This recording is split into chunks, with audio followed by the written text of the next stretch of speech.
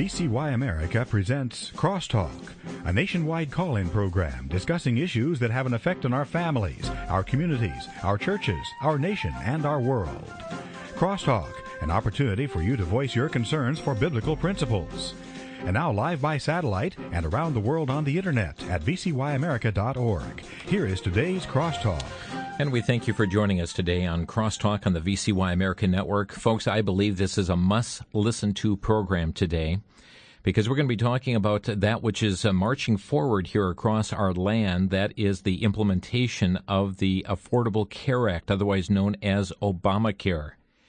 I tell you, there's all kinds of changes that are in store that are going on even as we speak. Policy continues to be drafted and redrafted and rewritten and clarified. Volumes are being written as to the implementation of this, and still many equations are still having to be figured out as to how this is going to happen, how it's going to be implemented, what is the fallout going to be in all of this. And folks, you may not realize this, but there is the massive gathering of information that is taking place, and perhaps the most detailed information to be compiled into a federal healthcare database. We're going to be talking about these issues today, and our guest, we'd like to welcome back Twyla Brace, the president of the Citizens Council for Health Freedom. She has been called one of the 100 most powerful people in healthcare. Her organization is a free market resource for designing the future of healthcare by supporting patient and doctor freedom, medical innovation, and the right of citizens to a confidential patient-doctor relationship. She's a certified public health nurse, actively speaks on issues pertaining to the Affordable Care Act, otherwise known as Obamacare. She produces a daily Health Freedom Minute airing on stations across the country. Twyla, welcome back to Crosstalk. Glad to be here. Thanks, Jim. You are blowing the whistle on something known as the SRO, the System of Records. Twyla, what exactly is this SRO? The system of records, it's a new system of records maintained by the federal government, and it has a name. The name of it is the Health Insurance Exchange Program. And what it is a massive centralized database within the federal government to maintain information, a vast array of information on individuals who apply to the Health Insurance Exchange for coverage, as well as employers and employees that use it, as well as navigators, insurance agents, in-person assisters, all the people who will do the marketing and outreach for the Health Insurance Exchange. In addition to that, it'll be contractors and federal employees. All of these entities and individuals will be part of this massive database that will be a part of the National Health Insurance Exchange system that's being created in this country. Now, are they connected to the state exchanges that are going on as well?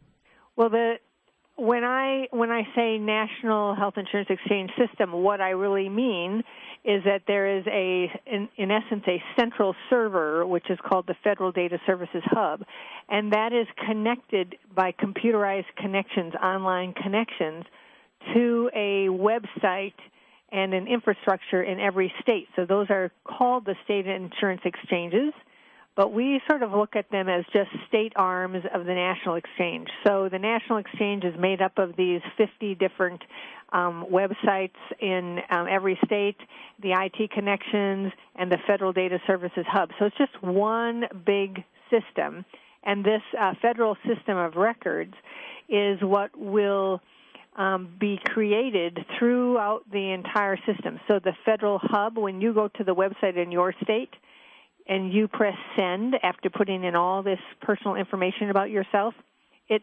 pings the Federal Data Services Hub. And the Federal Data Services Hub goes out as a gathering machine and gathers from at least 5 different federal agencies and from the state agencies information about you to verify that you are who you say you are.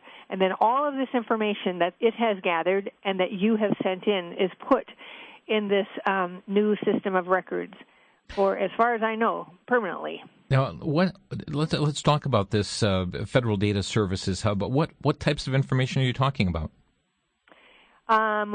Well, we're talking about the individual and their address and their family status, so you know who's in their family and what their ages are and all that sort of thing. We're talking about information about their race and ethnicity. We're talking about their insurance status, their employment status, where they are an employee, what are their wages, what is the total income of the household. We're talking about citizenship data.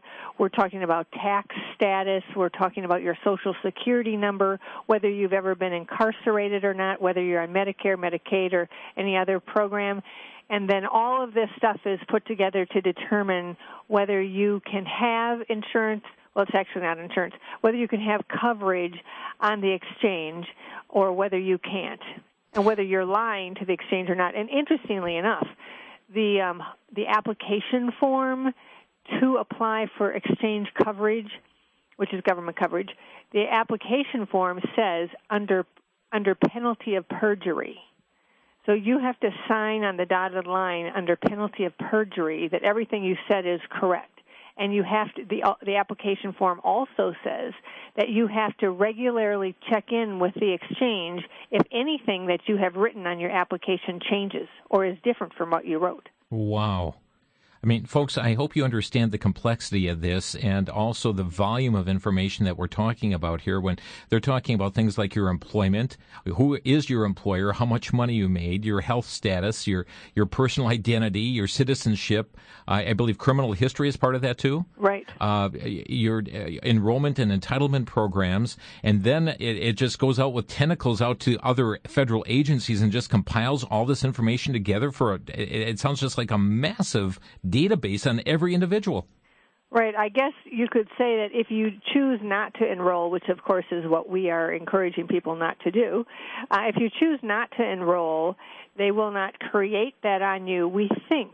But the fact of the matter is that the hub has access to the state databases and the federal databases, and we're uncertain if in the process of the IRS trying to enforce the individual mandate that everyone purchase health insurance, we're uncertain whether or not it won't be a database on everyone. Whether you actually go to the exchange or not, they will still be able to gather all the data on you that they have in the different federal agencies and in the different state agencies. And we believe that is how the IRS will try to enforce the the insurance mandate. Who will have access to this information?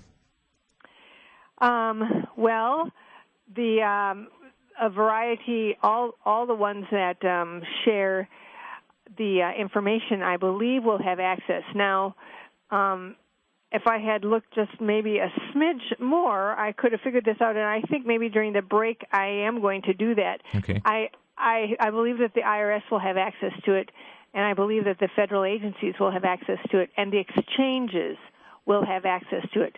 Above and beyond that, I'm uncertain, but I'm going to check during a break. What's interesting, and some of the news reports I have seen pertaining to this indicates that the IRS would have access to the information. But, Twyla, I mean, right now we see the IRS in a mess of trouble. Aren't they being sued for even improperly accessing medical records of millions of Americans? Right. There's 10 million Americans. They seized 60 million medical records, which covered 10 million Americans, including a bunch of judges, and all without consent and all without a search warrant. The only warrant they had was for financial information on one individual, and yet they came into a clinic or to an entity and they gathered all of this information without a search warrant. So yes, I think they were sued in March. They either gathered it in March or they were sued in March, but it's ongoing. Now, something else that's interesting, June 4th, 2013, today, Fox News is reporting conservative group claims it has proof IRS leaked their donor list. Now, of course, this is dealing with the issue pertaining to those filing for tax-exempt status and so on. But what they are claiming, this is a pro-marriage group as far as one-man, one-woman marriage, and what they are claiming that they have proof for is that the IRS actually leaked the donor list that they required from this organization to give it to their opponents. And Twyla, when we see things like this happening on this other realm, as far as the 501c3 status and so on, all it does is it ring alarm bells in my mind that if they have all this additional information as far as medical records and all these things that we've talked about here, that a leak of this magnitude could be highly detrimental.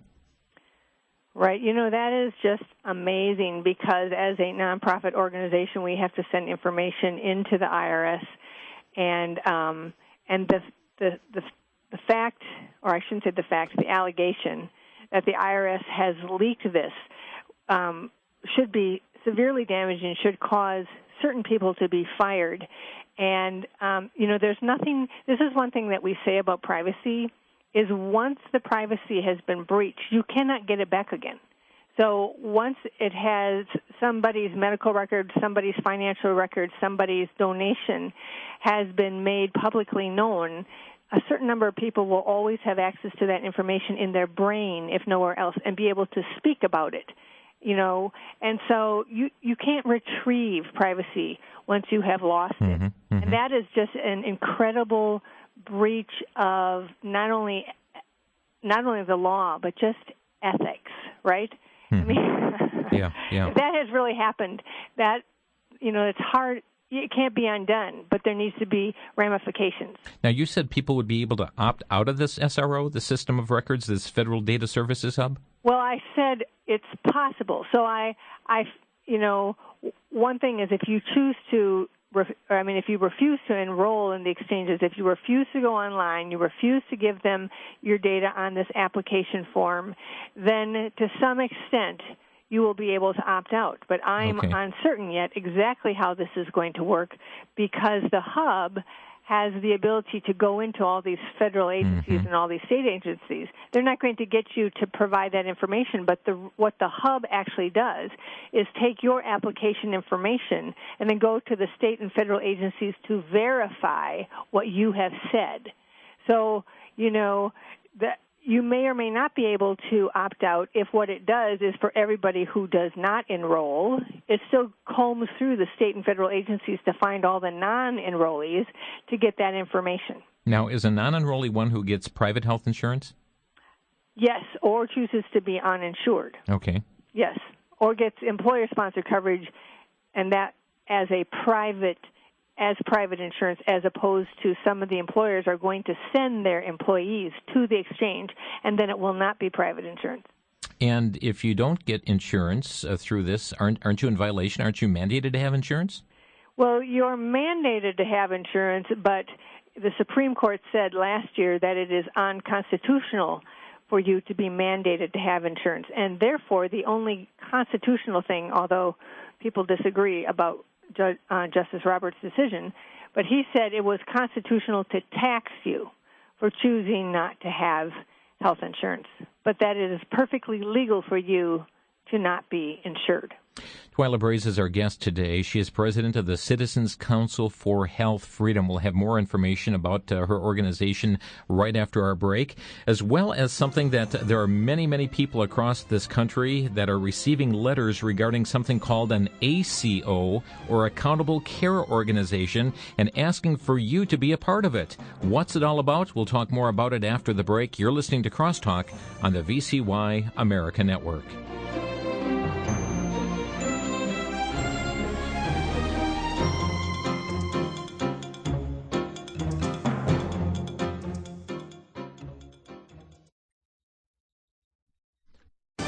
Back to Genesis with Dr. John Morris, Noah's Ark researcher at the Institute for Creation Research. Dr. Morris, how could Noah's Ark have survived the turmoil of the flood? Chris, Noah's flood was a terrible catastrophe, more dynamic and deadly than any other catastrophe before or since. We see evidence in the geologic record that there were 1,000-feet-high tsunamis during the flood, and we see evidence of dynamic underwater mud flows. We see the continents separating rapidly, causing untold havoc and no doubt giant waves. If the ark had not been supernaturally designed and continually protected by God, it could not have survived. But it was God's will for it to survive. God extended His grace and mercy and caused Noah and the ark to land on the mountains of Ararat and begin the new world. Chris, the supernatural protection of God is all over the flood story. We read all about it when we go back to Genesis. Thanks, Dr. Morris. For more information, visit us on the web at icr.org. I'm Chris O'Brien. Thanks for tuning in.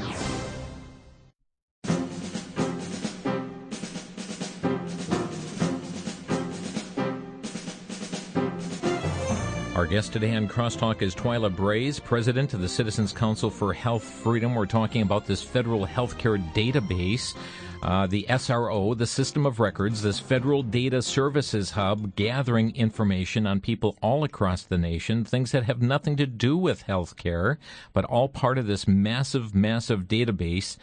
Twyla, early in that segment, we were talking about matters pertaining to who will have access to this information, and I think you found some more information on that. I did. There's actually 9 routine use disclosures is what they call them. And under those disclosures, they list folks like agency contractors, consultants, or the Medicare administration grantees. They mention to other federal agencies, other state agencies, nonprofit entities operating in exchange. They mention to contractors to control or to look for fraud, waste, and abuse. They talk about fiscal intermediaries and carriers that administer any programs, any public health programs.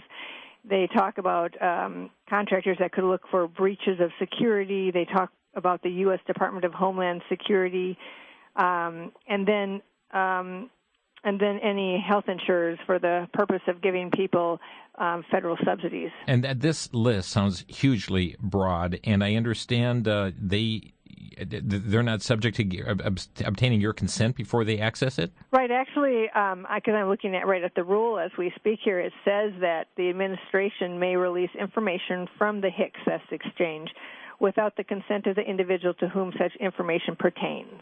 That's exactly what it says. Wow. Twyla, before we get into the ACOs, tell us a little bit about Citizens Council for Health Freedom and your organization, what you're doing.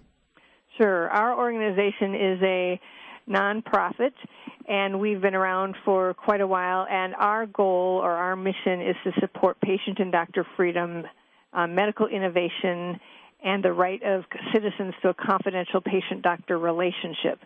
And we look at issues from the perspective of freedom and individual freedom to get the health care that you need and the ability of physicians and other healthcare practitioners to provide freely according to their ethics and their personal autonomy in order to meet the patient's needs.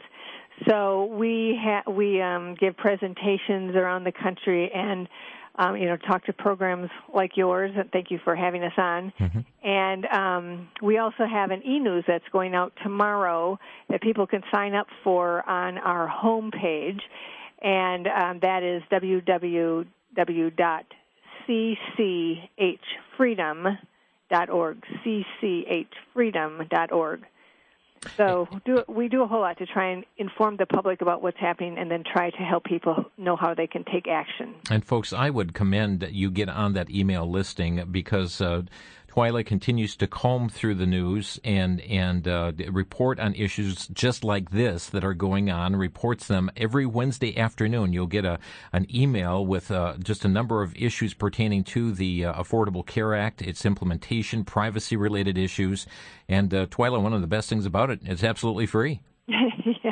Yes, it is. And I think that we do showcase some of the things that, unless you are reading a whole bunch of different publications, the average American, the average person in the American public would not know this. Like, they wouldn't know about this system of records, right? Because, they're not reading the one thing that they need to be reading to actually hear about it. Yeah. Well, again, folks, it's cchfreedom.org, and at the top of the page there, you'll see subscribe to the Health Freedom e-news. You click on that, and they will send that to you on Wednesday afternoons late, and you'll be able to stay abreast on many of these issues. Twyla, there are a number of people that are well, frankly, there's confusion going on regarding a letter that's going out for people to ask to be a part of an ACO, or an Accountable Care Organization. What can you tell us about this? Well, the ACO, the Accountable Care Organization, is one part of Obamacare, and what it really is a change from health insurers, typical health insurance companies doing health insurance, to your doctors and hospitals becoming the bearer of risk, actually becoming the insurance companies in a strange kind of way. And so what is happening is that Medicare is placing a number of their recipients into ACOs, and if you don't pick one, they'll just put you in, and then this letter comes out and it asks you if you will allow the sharing of your information. But really what this is that they want to track you.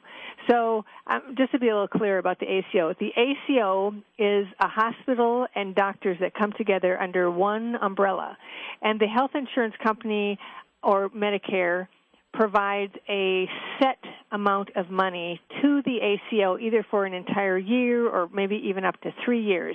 And out of that money, the hospital and the doctors provide health care. And if they provide more health care, there's less money at the end. If they provide less health care, there's more money at the end.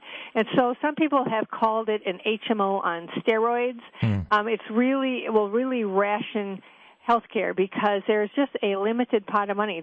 Once the money has been given, they have to figure out how to give it. And you know how unfortunate it would be for you if the pot of money or if the check comes to the ACO, the hospital and doctors, in January, and you need something significant done in November when there is less money remaining in that pot.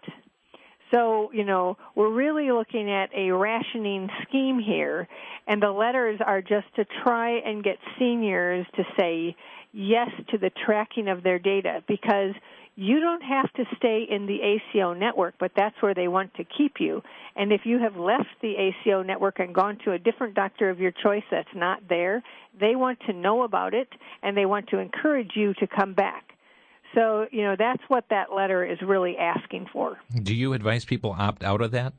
Yes, because we believe that people have a right to privacy, have a right to have an opinion from someone without the government or the ACO or, you know, the health plan watching and trying to cajole you or persuade you to come back and have health care under them. You know, there's a lot of freedom in privacy. That's really what privacy is. It's about freedom. Mm-hmm. So you are and should be free to go get health care wherever you want without your health plan or your ACO coming to you and saying, you know, we don't want you to do that again. And if you're not part of the ACO, then you're not subject to that limited amount of money in the pot then either, are you? Right. Although there are lots of folks that are going to simply be placed, lots of Medicare folks that are just going to be placed in the ACO. Because the letter, and I've seen a copy of it, they're saying that unless you opt out, we are going to do this. We're going to place you in the ACO, so people who are on Medicare actually have to meet that deadline to say, no, I want to be opted out. Right, and I have had complaints that the deadline is so short for people to make decisions, but that's primarily because people don't quite understand even what they're being asked to do. They don't really understand the ACO. But, yes, we encourage people to say no because, you know, if you recall in the 1990s, there was all of this uproar about the HMOs and how they were restricting access to care. And as I have told you, just said formally, the ACO is considered the HMO on steroids, so even worse than the HMO of the 1990s. Wow. Well, yesterday, J. Russell George, the Treasury Inspector General for Tax Administration, told Congress about this massive computer system that the IRS is having to develop and that the IRS needs additional resources to implement the Affordable Care Act. I'm going to take you to Congress right now, courtesy of CNSnews.com, to hear the exchange that happened between the congressman and this Treasury Inspector General for Tax Administration. And folks, I tell you, this is rather alarming as well. Could you tell me how I should feel good about giving the IRS now a totally new, complicated, above and beyond, now dealing with our health care, the ACA, or what is commonly known as Obamacare. Could you just, how do I tell my constituents, hey, on something that's pretty basic, look what's going on, but don't worry about it. Because now we're going to give the IRS, that we know we have all these issues, we're going to give them now, in essence, control of a big part of our health care, and they will be able to determine who gets fined and who doesn't. Could you please tell me how I should be able to feel good about that? I can say that you can feel good about it in this way, sir. We at TIGTA have conducted 2 audits thus far, looking at the steps that the Internal Revenue Service is taking to prepare for the implementation of the Affordable Care Act. And thus far, our reviews have been positive that the IRS is doing what it needs to do in order to gear up for this. That said, the IRS has to create many, many new computer programs, and historically they've had trouble instituting new computer programs for implementing tax law changes. So that is a risk. And in all candor, unless the IRS receives additional resources in order to implement the ACA, it's a zero-sum game. They're going to have to make very difficult choices in terms of customer service, in terms of enforcement, in order to take on this huge responsibility that they've been presented with. Hey, Mr. Chairman, time is up. Twyla, let me get your response. Well, I would love to respond, but I wasn't able to hear a thing. Oh, I'm so sorry. Certainly the exchange took place, and the representative there, the one from the Inspector General, the Treasury Inspector General, indicated that certainly that the IRS has had problems when they've had to build databases, that they have to build massive databases here for this Affordable Care Act. But he said that notoriously they've had problems when they have to institute such databases, and unless we get additional funding for the IRS, we're going to have some great difficulties here. Well, one could be kind of happy for that, I think, in that, what we have seen from the IRS now and what we know about privacy and just the fact that the IRS will become the enforcement police of Obamacare. They will be the ones that will be required to find, identify, locate, and try to enforce the penalty or the mandate to purchase health insurance, one or the other. And so, the fact that they're having trouble with the idea of building this massive database on, more than 300 million people in the United States is good for our country. It's good for freedom. It's bad to think that is where we're headed and that they might somehow achieve it. So, that's just one more reason why Obamacare has to be repealed. And, what I like to say about Obamacare is we don't have to wait for it to be repealed. We can actually shut it down by shutting down the exchanges. But in the meantime, of course, the IRS is required by law to build this database to do what by law they are required to do, to enforce the law. And so this should be troubling to everyone that there would be such a centralized database on everyone in the entire country, unlike ever before. And then, of course, in the hands of the IRS. Twyla Braze is our guest here today on Crosstalk. I'd like to open our phone lines. Our number 800-733-9829. 800-733-9829. If you want to talk about this federal healthcare database, this Federal Data Services Hub, the SRO, System of Records. Maybe you are one who's received this letter regarding an ACO, the Accountable Care Organization, kind of confused by it. Pick up your phone. Give us a call here today at Crosstalk. Twyla Braze is our guest. Our number 800-733-9829. But folks, the train's heading down the track, and some of the senators are saying, hey, we fear a train wreck. That's coming from some of the main implementers of Obamacare. Doesn't give consumer confidence, does it? We'll be back in just 1 minute.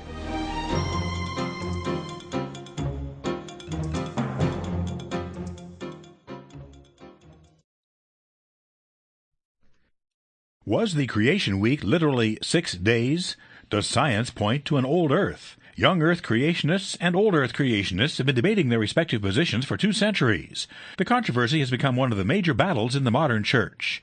An increasing number of 20-somethings who once attended church faithfully have stated that the idea that the Earth is millions of years old was one thing that caused them to start doubting the Bible and leave the church. In the book Old Earth Creationism on Trial, co-authors Tim Chaffee and Jason Lyle examine the claims made by Old Earth creationists and provide biblical evidence that refutes those claims and brings us back to the authority of Scripture. They tackle issues like the gap theory, a local versus universal flood, and many other related issues. To obtain a copy of Old Earth Creationism on Trial, send a donation of $16 or more to VCY America, 3434 West Kilbourne Avenue, Milwaukee, Wisconsin 53208. To donate by phone, call 1-800-729-9829.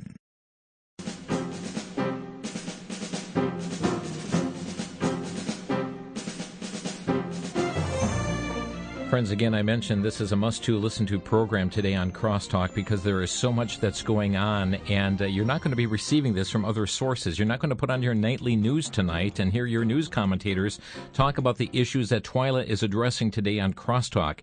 You may want to, in just a few hours, this program is going to be put up on our website where you can send a link to others. You can get a CD of the program. We would certainly encourage you to get on Twyla's email list, as every Wednesday they send out updates on matters just like this. The website cchfreedom.org, cchfreedom.org, and in doing so you'll find at the very top of their page there the place to sign up for their Health Freedom e-news, and you can sign up for that. Twyla, just before we go to the calls, and I see the lines are absolutely packed here today, there's been another scandal that's been developing in Washington, and this is the Health and Human Services Secretary, Kathleen Sebelius, soliciting money for the implementation of Obamacare. What do we know what's happening there? Secretary Sebelius has been called on the carpet by Congress because of the fact that she's essentially trying to go outside of Congress to get the money that is needed to try and do outreach and enrollment of people into the government exchanges. And so she was just before a committee where she said that she made 5 phone calls on behalf of Enroll America. Now, Enroll America is a group started by former Obama staffers intended to get as many people into the Obamacare exchanges and on the new expanded Medicaid as possible. And Congress, the U.S. House, which holds the financial purse, they have said no to more funding of Obamacare, despite Secretary Sebelius's multiple requests, including $1.5 billion toward the exchanges. Well, they have said no to all of that, no to any more money. Her department is running out of money, and so now in order to try and make Obamacare a success, she has been doing fundraising for Enroll America. Isn't that against the law? Well, that is what some people are contending. She contends that the public health law allows her to support organizations that support public health initiatives. So that's what she's claiming. It has become one of the scandals. I think a lot of people haven't seen it or haven't noticed it as much as they have the other scandals with the the news reporters and the IRS in Benghazi. But It is one of the scandals. Let's go to the phone lines. Kathy, Monroe, Wisconsin, you're on the air.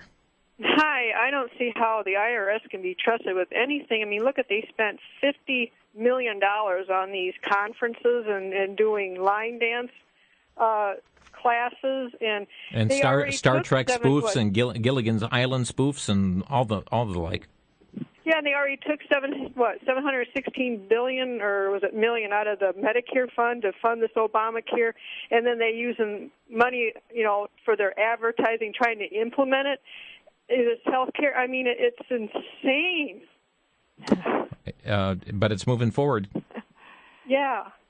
Yes, it is. It's, I think, if I was in the IRS, I would feel completely beleaguered, but there's every reason for this because as all this stuff comes out, you just realize how government agencies have no concept of the fact that this is money that comes out of the pockets of people who are hard at work at home. And they just look at it as free, fun money. And so here you've got an organization that is spending all of our money doing things that have nothing to do with work, and then they are doing things that are illegal, sharing our data, stifling opposition to the president's agenda. This is an organization that I think has a hard time standing up, saying we're okay. Because they're being shown to be the thugs that they have been. They've been, thugs, and then I don't know what to call them about this whole just wasters of our dollars. Let's go to Chattanooga, Tennessee. Wanda, you're on the air. Thank you for taking my call.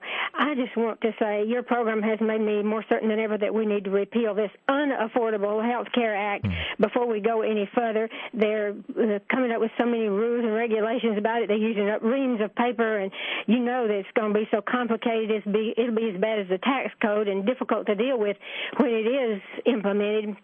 And then having to deal with this IRS mess, and they don't use our money very wisely. And so we just need to repeal this and start over and do it right, and don't fund abortions with my tax money, please. Amen. Wanda, that's all I have to say. Thank you very much. Appreciate that. And Twyla, I mean, just recently the House did vote again to repeal it, but that's as far as it goes. The Senate's not even going to let it see the light of day. Right, that's as far as it goes, but the fact of the matter is they are keeping it in the news. They are keeping it on the tops of people's minds. They keep the media having to talk about it because they're taking the vote, and in this case, 2 Democrats voted with all the Republicans in the House. And so, clearly Obamacare is not popular around the country, and it's only going to become less popular as it is rolled out in January. But I just like to reiterate what I said before. We do not have to wait to repeal it. We can stop it in its tracks.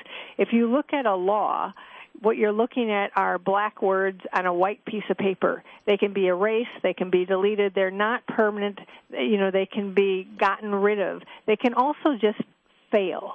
And so if the exchanges do not succeed because either health plans refuse to get into them, or only all the sick go into them, or the young and the healthy and the employed refuse to enroll in them, then we have stopped the implementation centers. So even though it remains on the books until we get another president, that doesn't mean that it will succeed. It means we can actually stall it. And so we should not give up hope about a repeal, but we should realize that we can stop it before we even get there. Well, yesterday, CNBC reported that 2/3 of Americans don't know if they will be buying insurance under Obamacare. And, Twyla, they say that that's going to spell trouble for the Affordable Care Act. And if people are not buying into it, that means the Care Act is not getting the money. And doesn't say much for consumer confidence when we have 2/3 of Americans not sure if they'll be buying insurance through it. Well, all those Americans probably don't even know what a health insurance exchange is. A survey, I can't remember who did it, found that there was like 78% of the public or 70% of the public that doesn't even know what an exchange is. But that is what they are going to try with their outreach and campaigns, media PR campaigns that are just going to spring up like you can't believe. We at election time, there's signs everywhere. There's ads. Well, that's what we're going to see in this outreach attempt to get people into the exchanges, because the federal government has given millions of dollars into outreach workers. They've given it into PR campaigns. Every state has at least $600,000 to spend. California is planning to spend, I think it's $290 million. Illinois, I think, is planning to spend $24 million. Minnesota, $7.9 million. And that's over the next 7 months. That may be for a year, because they'll have to keep trying to drive people in. The first time that you can enroll is October 1st, if they're actually up and running, which there's some doubt about. But then it's supposed to be all running on January 1st, but they'll have to keep driving people in. So my guess is that that's not longer than a year that they have had, that they're planning to spend that much money. Let's go to Jamel in Milwaukee. You're on the air.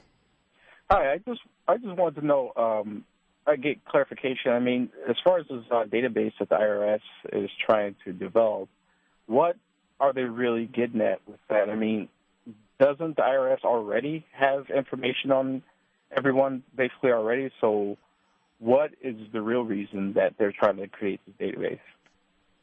Well, I don't believe they actually have information on everyone. For instance, if you do not pay taxes, then, you don't, or if you aren't working, nothing goes into the IRS. They wouldn't have your criminal history. They wouldn't have your health status and issues like that. Right. So the thing, and they don't have your insurance status. And the health insurance mandate that is part of Obamacare is about every individual in this country is required to be insured unless they fit into one of the 9 exemptions. And we have the 9 exemptions right on our homepage for anyone who wants to look. So if you don't fit in that, then you need to be insured, or the IRS has to come after you to pay a penalty. That means they have to know everyone, and that includes every child. That includes everyone. They don't have all of those people in their system, and their system right now is for the purpose of collecting taxes for those who work and need to pay taxes. Their new goal and their new requirement is that they will find everybody who does not have health insurance. So this is brand new, and then they have to go after those people to find them. Employers will also be required to report to the IRS about everyone that they employ. Insurers will be required to report to the IRS about everyone they insure, and they will have to report when somebody drops insurance. The exchanges will report to the IRS. So all of this stuff is coming in. This is brand new. It's not been done before. They don't have a database for that capacity currently. There's nothing that they're using. Okay. Thanks, right, thank you. Thanks, Jamil. I mean, we're talking pretty extensive. Laura, and expensive. Laura, in Wabash, Indiana, you're on the air. Yes. I'm not in favor of vaccinations. And would the American populace have to be vaccinated to be eligible to receive health care under the policies of Obamacare? There's no mandate in the law for vaccination, but I think you're going to find I think they're going to be continuing to push it.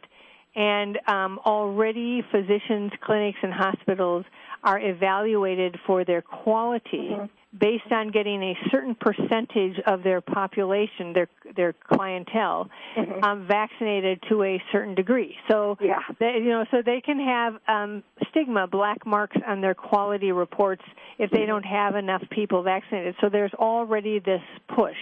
But there's nothing new in Obamacare that I know of that would require, that kind of mandate that you're talking about. Until they write a new policy that says you do. Yeah, and there's a new app coming out, which is it's a vaccine refusal app, I think is what it's called. And so any doctor or clinic can use this to put in the refusal, and then be able to see a map of everyone who has or of where all the refusals are. And so this is a CDC-funded initiative, and I think I reported about it in last week's e-news. So hopefully, this is just another reason to get the e-news. Well, it was really strange. My mother broke her back several years ago and was at a orthopedic doctor, and they kept asking her about whether she got flu vaccines. And I thought that was really strange. It wasn't in the winter, and I thought, what business of theirs is it whether my mom gets flu vaccines or not? Well, this is one of the quality measures, and so, there's probably, I know there are for children's vaccines, but I believe adults is, coming more rapidly, that they want adults, particularly just for the flu vaccine, a certain percentage of adults to have had it. Yeah, and we would also recommend you visit the website NVIC, the National Vaccine Information Center. They've been with us before in Crosstalk, too, and they've got a lot of good information. NVIC.org is their site. And also on this matter here, you mentioned they will know who is not vaccinated, and some of the Emergency Health Powers Acts that we have seen come through various states, Twyla, indicate that these people could even be quarantined for not receiving the vaccination. So there's concerns there, too. Yep, that's correct. We'll be back in 1 minute. You're listening to Crosstalk on VCY America. We'll come back to more of your calls. Twyla Brace is with us from the Citizens Council for Health Freedom.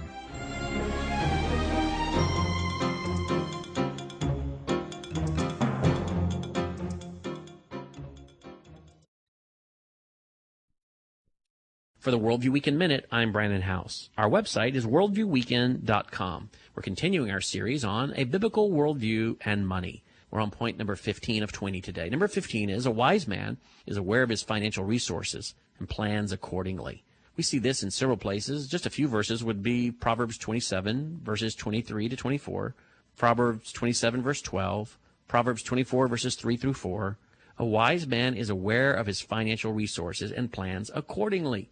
If you don't have the money to do something, don't go do it. You save, or if you see that there's a bill coming due, you conserve, you plan. So this is clearly something we're told to do in the Scripture. It's not wrong to have things. It's not wrong to have resources. We just need to use them properly. Number 16, a wise man works, saves, plans, and will have food. But the man that wastes time in foolish pursuits will fall into poverty. Proverbs 28:19 speaks to that. Let's have a biblical worldview for money.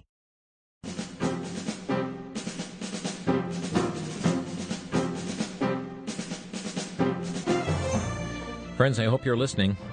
I hope you're listening to the information that is shared today, because it's information that is going to be impacting us. It's impacting us today. The potential here in the months to come as the Affordable Care Act continues to be unveiled.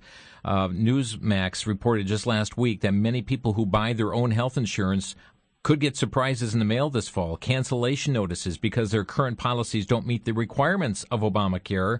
They'll have to find replacement plans. Welcome to the state exchanges. You know, they state concerns that consumer confusion is going to take place as the implementation of Obamacare is advancing. And I find people are more confused than ever. I mean, insurance agents are confused. Congressmen are confused. It just appears that the train wreck spoken of by Senators Baucus and Reed looks rather imminent here. Well, when you have a law that is 2,700 pages and you have regulations that are now over 20,000 pages, I can't believe that anybody has actually read the entire law. I certainly haven't, because the rules, just so you know, the regulations become and have the full force and effect of law. So what we're really talking about here is almost 23,000 pages of law and regulations, and nobody can possibly follow it all. Nobody can possibly comply with it all. Everyone could be considered guilty by virtue of the fact that it's so big and onerous and nobody can understand it. I mean, it's really a travesty to the, due process of law requirements in this country. Let's go to John calling from Ohio. John, you're on the air. Yes, I have just recently completed a survey, a census. And they're talking, the questions that they asked were very similar to the questions that you went through right at the very beginning. Mm-hmm. They were talking, do you have insurance? Of course, they ask how many computers you have, if you have an iPhone, if you've got an iPad. You're probably referring to the American Community Survey? Yes, they said that's one, and they do 1 out of every 10 people, now. And is that something that, of course, all over it is written that you have to comply. Is that something that is really mandatory? Well, I'm not a lawyer. I know what the law says. We have actually done a paper on the census and the American Community Survey. And but I know a lot of people who simply send it back with one person in the household. That's the only thing that they say, one person, or they might give the address or whatever, but they don't fill out all that information. So far as I know, nobody has been prosecuted for not doing it. It has become a contentious issue, thanks in part to Congresswoman Michelle Bachmann's, resistance to the whole census. And, I think people should be thinking very carefully whether they want to send that kind of information into the government. The census was for one thing and one thing only, to figure out exactly how many people there were, and they have really expanded it, by law, but...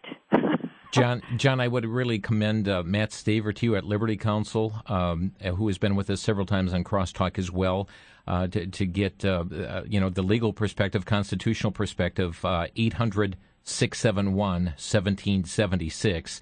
But I know this is an issue they've confronted. I believe they have a paper on their website as well on that. Yes, and you will find a paper under our publications and national reports is where we sort of go into the history of the census and, what it really says and who really gets access to the data as compared to what they say. Mm-hmm. What was that number again then? That's 800-671-1776. That's Liberty Counsel. All righty. Excellent. Thank you much. Thanks for your call. Lake Delton, Wisconsin. Carl, you're on the air. Yeah, I believe it was on Fox News where I saw that President Obama has had meetings with the Secretary of the IRS like 152 to 156 times. I can't remember the number. Mm-hmm. It was like 150-something.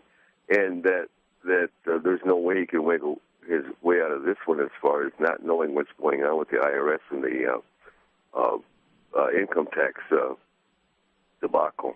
Yeah. So I don't understand. I guess Jay Sekulow was on that program too, and I just caught the end of it. But I heard that he's had more meetings with the Secretary of the IRS than any other two cabinet members together. And Carlin, and we're not really dealing with the IRS scandal as such today. We're dealing with their implementation of Obamacare through that. But you're exactly right. We covered that last Friday on Crosstalk.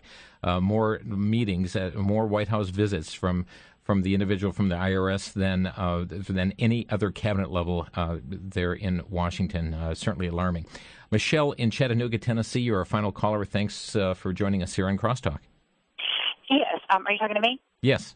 I was interested in, my name's Michelle Lawrence, and I was interested in because for 2 points. I'm already on Medicare, and I was noticing that South Carolina, the Governor Nikki Haley said that South Carolina does not want and cannot afford the president's plan, not now, not ever. And they actually passed a bill making it illegal for Obamacare to go through in their state. And they did it by saying that, are you there?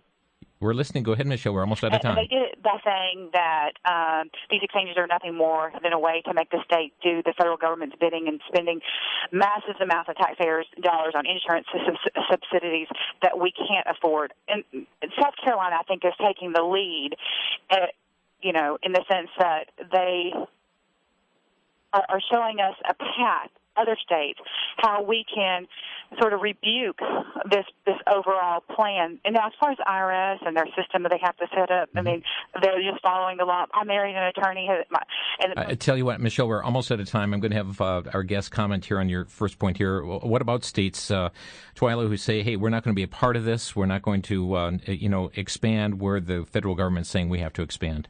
Well, according to a seminar I was listening to, there's probably about only 6 or 7 states that are completely saying no.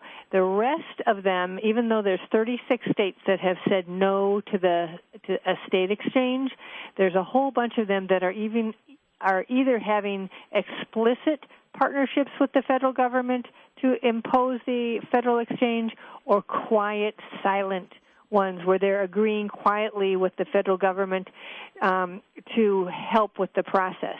And so Governor Haley has been very, very strong.